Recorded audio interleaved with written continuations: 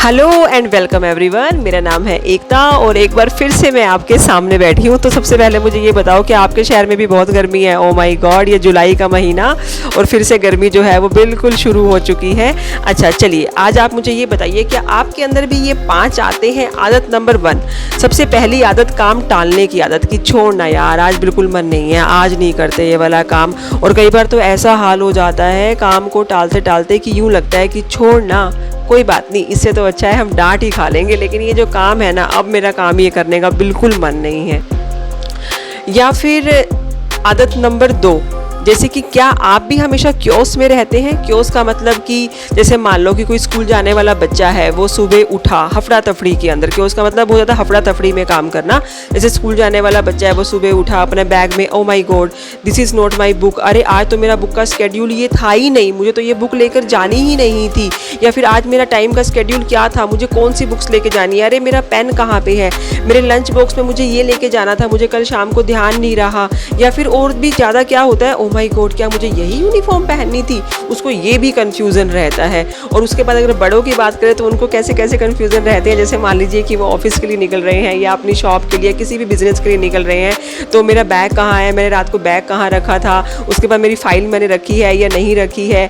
या फिर आजकल तो बहुत कॉमन है यार अपने फ़ोन को जिंदा रखने के लिए, अरे मेरा चार्जर कहाँ गया, मैंने चार्जर अपना रखा है या नहीं रखा। और कई लोग जो बस में ट्रैवल करते हैं, अरे मेरा ब्लूटूथ कहाँ पे है। तो ऐसा हम कई बार देखते हैं कि कई बार लोगों की लाइफ में क्योस हो जाता है, बहुत ज़्यादा हफड़ा तफड़ी के अंदर वो सारे कामों को करते हैं। या कई बार मेरी अरे मुझे कार में जाना है, मेरी की कहाँ गई, मैंने पेपर्स रखे या नहीं रखे। कई बार ऐसा होता है कि हम बहुत ज़्यादा क्योस में काम करते हैं। बच्चों के साथ भी होता है और बड़ों के साथ भी होता है। आदत नंबर 3, कई बार ऐसा होता है कि जैसे मान लीजिए कि आपने कपड़े, आपके पास कपड़े हैं और आप कहीं ट्रैवल करके आए, या फिर वैसे मतलब कपड़े घर पे रखे हैं और आपने उनको सिर्फ ऐसे तय किया और उसको अपनी अलमारी के अंदर रखा नहीं, ठूस दिया, रख दिया उस समय के लिए कि हाँ वो सामान जो है वो वहाँ पे रखा हुआ है।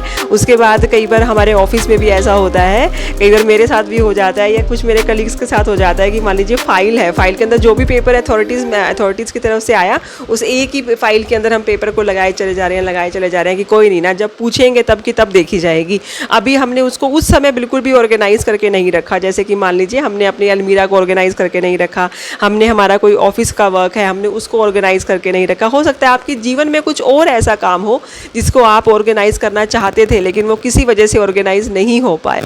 आदत नंबर 4, क्या आपको भी लॉन्ग टर्म से ज़्यादा शॉर्ट टर्म में मज़ा आता है, जिससे बड़ी जल्दी से शॉर्ट टर्म के अंदर कुछ मज़ा सा आ जाए, कुछ शॉर्ट सा रिवॉर्ड सा मिल जाए। जैसे मान लीजिए कि किसी बच्चे को 3 से 4 घंटे कुछ पढ़ाई करनी है, तो अब उसका बिल्कुल मन नहीं कर रहा है पढ़ाई करने का, और चलो उसने मन बना भी लिया कि नहीं मुझे पढ़ना तो है, लेकिन उससे पहले वो बैठ गया, चलो कोई नहीं 5 मिनट रेस्ट कर लेता हूँ, 5 मिनट रेस्ट कर लेता हूँ, उसके बाद चलो कोई बात नहीं एक रील देख लेता हूँ। फिर वो रील देखने बैठ गया और ऐसे ही वो पूरा का पूरा उसी के अंदर अंगेज हो गया बिल्कुल अपने काम के अंदर। तो कई बार हमारे साथ ये सिचुएशन भी आती है कि उस शॉर्ट टर्म के मज़े के लिए जो लॉन्ग टर्म में हमें करना था वो हम भूल जाते हैं। और छुट्टियों में भी कई बार खास तौर पे ऐसा होता है कि हम एक दिन पहले पूरा प्रॉमिस करते हैं, यार कल तो ये काम पक्के से पक्का करूँगा, और उसके बाद भी हम जो नेक्स्ट डे होते हैं उस काम को स्किप कर देते हैं किसी भी कारण की वजह से।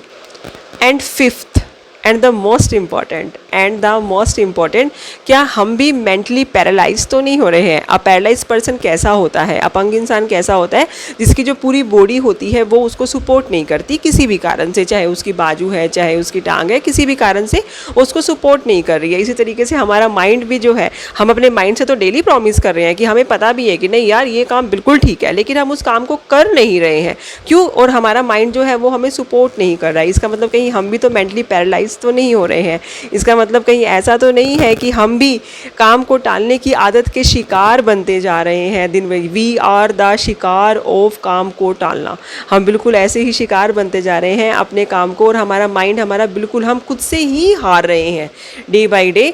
और जैसे कि हमने कई बार सुना है कि practice makes the man perfect. Everyone knows कि जो प्रैक्टिस होती है उससे हम किसी भी काम में परफेक्शन पा लेते हैं। और ऐसे ही होता है हमारी हैबिट्स के साथ भी, या हमारी काम काम टालने की हैबिट के साथ। जैसे कि हमने उसकी प्रैक्टिस इतनी ज़्यादा कर ली है, इतनी ज़्यादा कर ली है कि कोई बात नहीं, कल कर लेंगे, कोई बात नहीं, क्या ही फ़र्क पड़ता है, कल ये काम हो जाएगा। और उस वो रॉन्ग प्रैक्टिस को हमने इतने ज़्यादा बार कर लिया है कि अब वो वाली जो प्रैक्टिस है वो बिल्कुल एक अनब्रेकेबल चेन की तरह हमारे माइंड के अंदर फिट हो गई है। तो थैंक यू दोस्तों, आज मुझे ये 5 पॉइंट तो बहुत सारे थे जो मुझे बताने थे, लेकिन हाँ, आज मैंने ये 5 पॉइंट आपके साथ साझा करे हैं। आपको भी अगर मुझे कुछ कहना हो तो आप प्लीज़ मुझे कहिए, और प्लीज़ मुझे अपना प्यार दीजिए, अपना सपोर्ट दीजिए ताकि मैं और आगे बढ़ूं। लेकिन हाँ, पक्का मैं आगे बढ़ूंगी, जब तक मैं अच्छे से आपके दिल में जगह नहीं बना लेती मैं आगे बढ़ती रहूँगी। Thank you, thanks a lot, bye.